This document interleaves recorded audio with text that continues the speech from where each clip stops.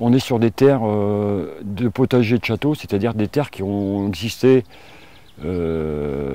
en début de siècle. Et ces terres ont nourri tous les corps de métier dans le château.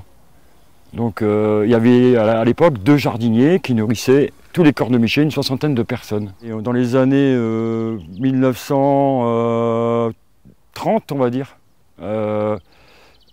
les premières fermes étaient très petites. On avait des petites fermes de 5 à 10 hectares. À ce moment-là, on était capable déjà de nourrir beaucoup de gens. Donc aujourd'hui, c'est très possible de se nourrir sur une petite surface, avec énormément de variétés.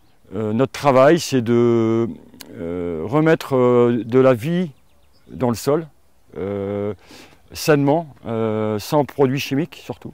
On est très rigoureux sur les produits. On fait attention à l'eau, c'est-à-dire qu'aujourd'hui, l'eau est faite pour que le légume ne meure pas et n'est pas faite pour le faire pousser. Puis l'arrosage, ça donne moins de goût aux légumes et de 2, ça donne des maladies. On est aujourd'hui sur à peu près 480 variétés de tomates. On n'ira pas au-dessus de 500 parce qu'on est sur maintenant une période de sélection.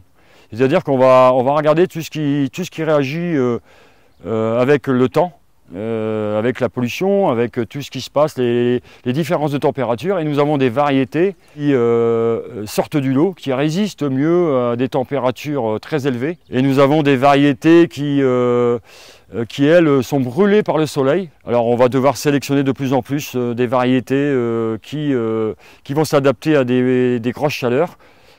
Chaque année, chaque saison est complètement différente. C'est-à-dire que cette année, on aura des surprises, des bonnes et des mauvaises. Plus on travaille en biodiversité, avec énormément de variétés, plus on a la chance de pouvoir manger. C'est-à-dire que la monovariété, si on tombe sur une année où il y a une catastrophe, on n'a rien à manger. Donc aujourd'hui, nous, ce qu'on a trouvé intéressant, c'est d'observer que la nature, chaque année, elle dirige de différentes façons. Et cette année, on peut avoir une très belle production de tomates. L'année prochaine, on n'en aura pas une bonne, mais on aura une très bonne production de poivrons. Et ça nous permettra toujours de manger. Voilà, je pense que c'est ça qui me donne envie de continuer. Parce que j'ai encore envie d'être surpris par la nature. Et voilà, c'est vraiment difficile, mais très agréable quand on a des bonnes surprises quand même.